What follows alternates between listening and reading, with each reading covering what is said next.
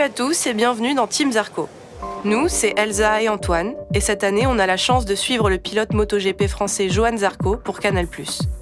Armés de nos téléphones, notre mission, c'est de vous ramener les meilleures images possibles des coulisses de ces Grands Prix. Qu'est-ce que vous dites?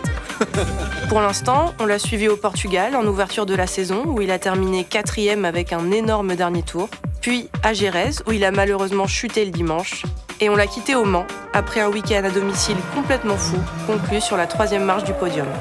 La dynamique est bonne, le feeling sur la moto s'améliore, Johan est 5e au championnat, place au 6e rendez-vous de l'année au Mugello.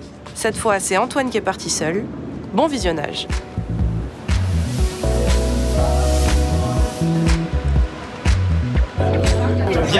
Bien, ça a fait du bien ces 3 semaines. La course du Mans en podium, j'étais fatigué en fait de la deuxième ligne. Ce week-end, beaucoup de monde autour de Johan. En plus d'Alexandre, son kiné, de Grégory, son préparateur mental, et de Romain, son orthoptiste, on retrouve sa sœur Séverine, son frère Vivien et Tom, un de ses meilleurs amis.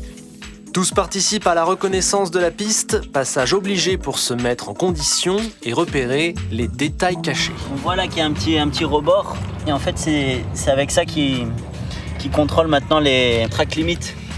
C'est sympa, c'est une belle technologie. Massimo et Eric, c'est les 2 personnes, comme vous pouvez voir dans le box, c'est les personnes à qui je parle le plus dans le box après les séances ou pendant les séances. Eric, c'est l'électronique. Massimo, c'est la technique générale. Et du coup, c'est important, ils connaissent la piste aussi par cœur via l'ordinateur. Ça fait du bien de la voir et ça nous fait passer 1 heure à échanger un peu sur plein de choses, quoi.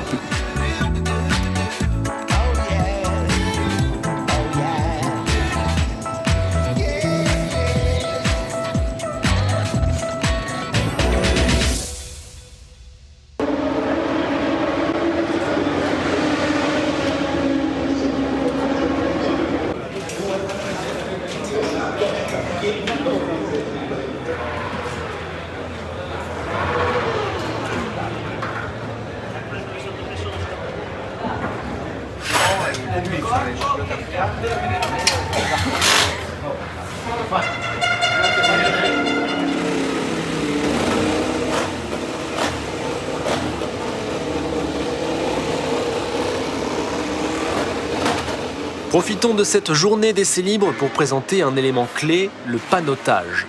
Le mécanicien qui s'en occupe regarde attentivement les chronos et la position de Johan sur le circuit. Il lui donne ensuite des informations. En haut, le nombre de tours restants sur le relais. L1, ça veut dire encore un tour à faire. Ensuite, il y a son classement, puis un temps. Ici, 46.9. Attention, ce n'est pas le temps de Johan, mais le meilleur de la séance en cours, sûrement pour pouvoir se comparer. Comme en moto, il n'y a pas de radio pour parler au pilote, ce panneau est son seul lien avec le garage lorsqu'il est sur la piste.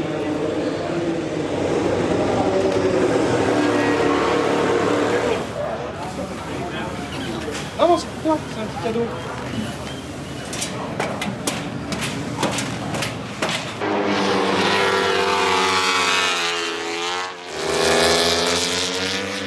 On va pas se mentir, ce circuit est vraiment magnifique, ça a été un régal d'en faire le tour.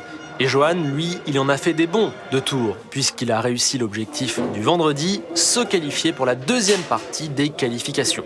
Après un débriefing, comme à chaque fois qu'il descend de sa machine, place à la récupération, aux soins et au repos, et cela se passe à la GP Room, le QG de Johan entre les séances, et ce week-end on a pu y rentrer pour la première fois. Hello, ça va? Ouais, joli bon. Il doit motiver, hein. Il est fort quand il se met derrière. Ouais. Il a une gestion, c'est incroyable. Ça, en Thaïlande, c'est pareil. Le pouce ne compte pas. Ah ouais? Ouais. Le pouce compte pas. Ah bon? Non. D'accord. C'est vrai qu'il y en a qui me font même ça des fois. Voilà, donc ils le font plutôt comme ça. Mais si toi, tu leur dis, on est 4, il va comprendre, on est 3, si tu fais ça. Faut faire ça. Le pouce compte pas. Et du coup, tu peux pas faire 10. Voilà, ça fait 10. Canal, il filme aussi dans la douche? Non, je vais. Ça passe passe cette partie. samedi. Il ne met que le son. Que le micro. T'es prêt, Antoine? Ouais, carrément. Bon, allez, c'est pour les fans. Pour toi, public. Allez. Ça, si tu l'avais fait en. Ça s'appelle comment? En travelling. En travelling. Bah, t'es bon. Mise en place, détente du système nerveux, du crânien et puis là, surtout le haut quoi. Et le poignet me fait mal encore. Ah oui, ton bras droit, il faut lâcher prise. T'as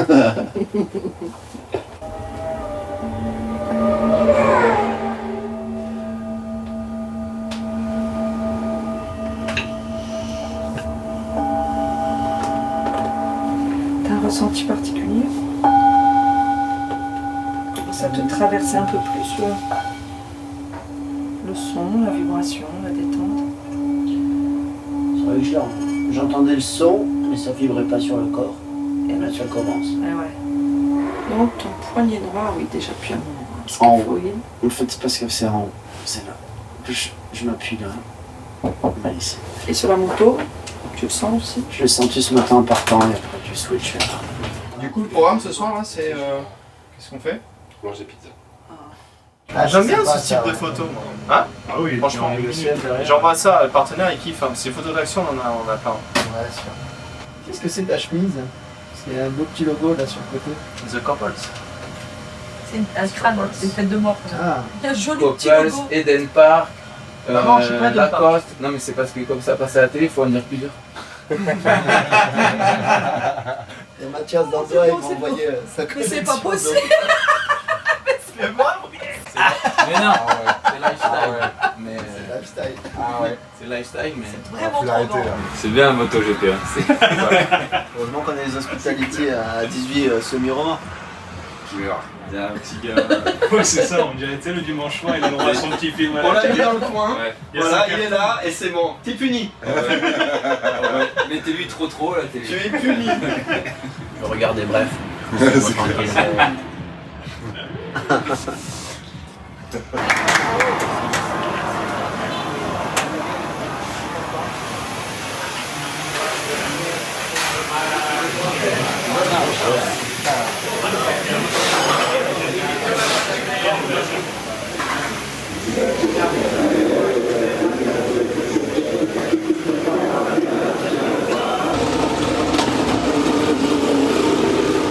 J'ai quand même pas l'impression que Johann Zarco va couper et c'est lui qui va emmener les autres pilotes. Hein, Il l'a souvent fait ça, Johann. Hein. comme à son habitude. Et ce qui serait bien, c'est qu'à un moment donné, on inverse un peu les rôles et que Johann Zarco puisse lui aussi en profiter. Vous menez le groupe, c'est tous les gens derrière vous qui en profitent. Et donc, voilà, on peut couper, ça évite de faire tout un tour complet. Et Zeki, il est gentil, il se plaint de Zarco, il peut quand même le remercier de l'avoir emmené sur le tour d'avant. Donc, Je pars seul parce que moi j'ai besoin de garder mes pneus en température et m'arrêter sur la piste, moi c'est pas mon style.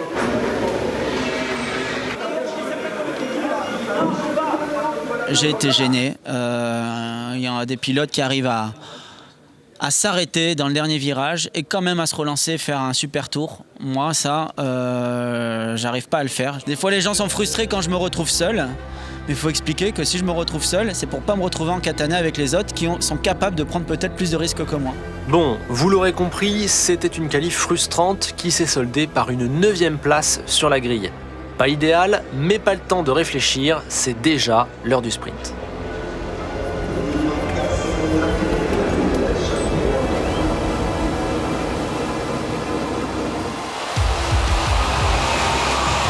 Et c'est un gros départ de Francesco Bagnaia. Est-ce que Marc Marquez va parvenir à passer avant le premier virage? Non, c'est bel et bien la Ducati qui va rentrer en tête dans le premier virage. Attention, derrière, il y a un pilote Pramac qui tire très loin. il me semble. Johann Zarco, j'ai Ouais. bien l'impression. Et Oui, ça y est, il est tombé. La chute de Johann Zarco à la sortie du premier virage. Ah non, Et non, c'est un pilote Gresini qui est tombé. Wow. Johann Zarco, il a eu chaud. Hein. Oh, la Miller, touchette. qui a poussé, Il a poussé Marquez. Oh, ça fait beaucoup de positions de perdu pour l'un comme pour l'autre, mais beaucoup plus Pour Marquez. Marc Marquez. C'est Johann Zarco qui est revenu quasiment au contact de son coéquipier. Et c'est en course sprint. Là, c'est vrai qu'on a un Johann Zarco en feu sur cette course qui pourrait peut-être aller monter sur un premier podium de sprint cette année. Allez, Johann. Ça serait super. On peut espérer, on peut rêver en tout cas. Francesco Bagnaia, il n'y a rien à dire. Implacable victoire dans cette course sprint. Il n'a pas fini très loin de la 3e place. Hein, Johann Zarco, il s'est battu comme un diable jusqu'au bout. Mais Rodré Martin a très bien défendu sa 3e position.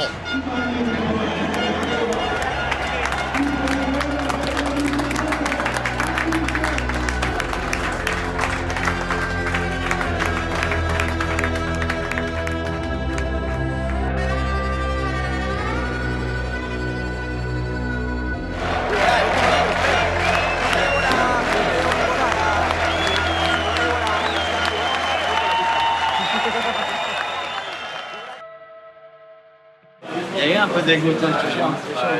On l'a vu, sens un peu, tu vois le truc, et tu rentres à la même vitesse dans les virages. Ça tient pas.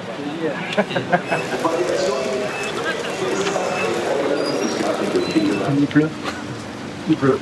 On essaie d'optimiser notre trajet pour pas être trop mouillé. T'es heureux que ça tombe juste après? Pour le côté stress, ouais. Après, s'il pleut comme ça et qu'on doit partir pour la course, t'es serein parce que tu sais que t'as les pneus pluie et t'avances. Mais d'avoir... c'est mieux.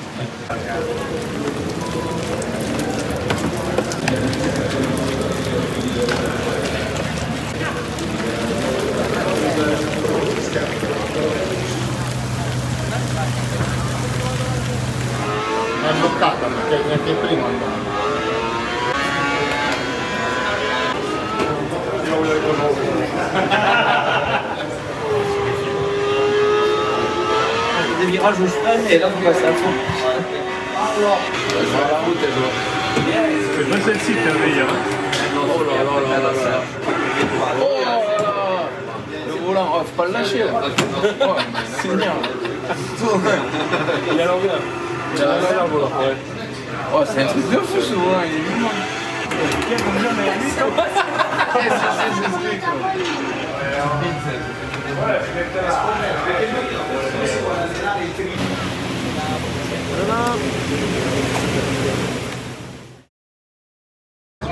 C'est bon, je gère.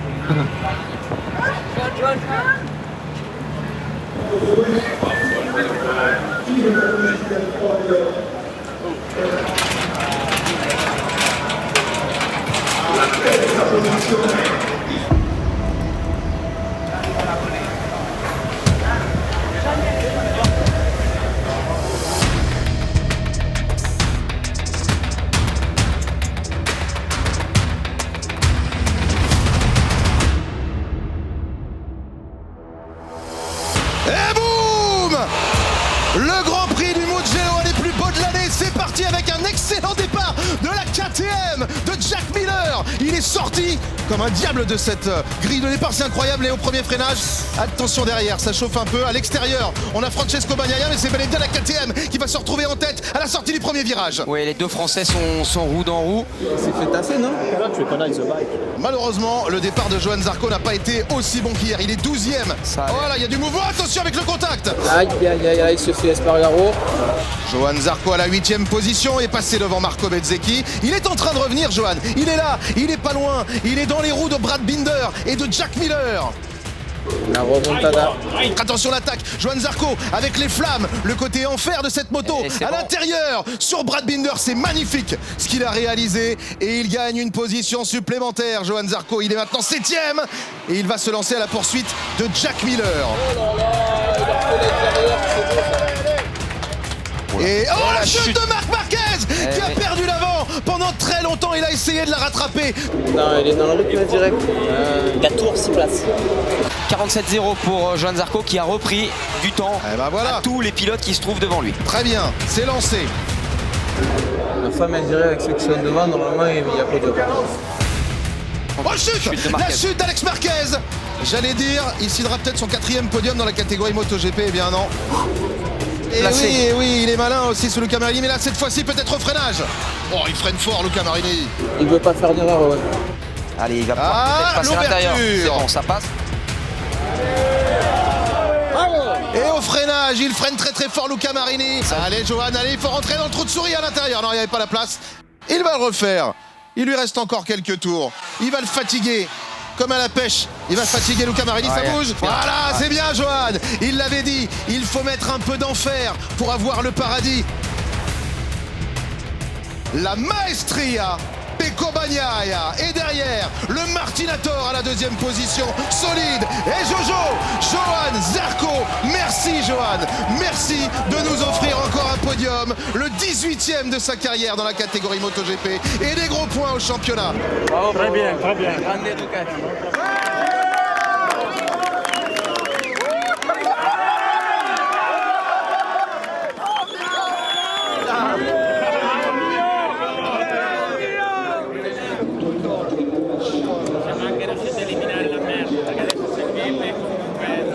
On va faire un soin. Les petites douches avant. On a la solution. J'ai essayé de gérer mon cœur un moment derrière Marini et Marquez.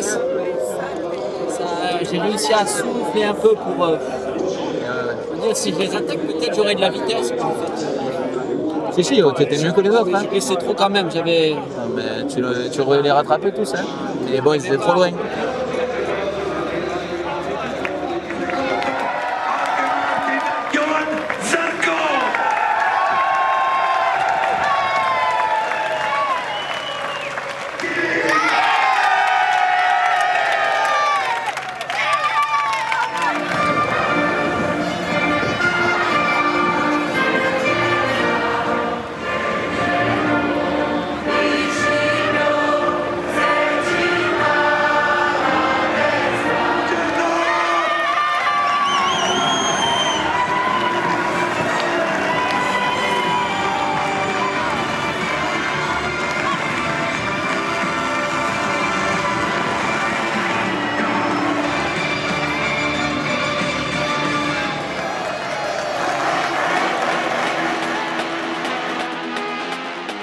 Double podium au Mans, double podium au Mugello.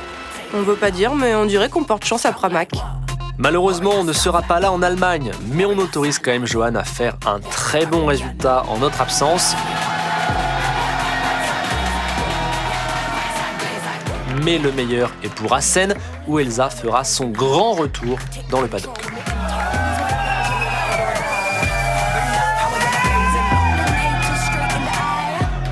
En tout cas, on espère que vous avez apprécié ce nouvel épisode. N'hésitez pas à faire vos retours en commentaire, Encore un bon épisode.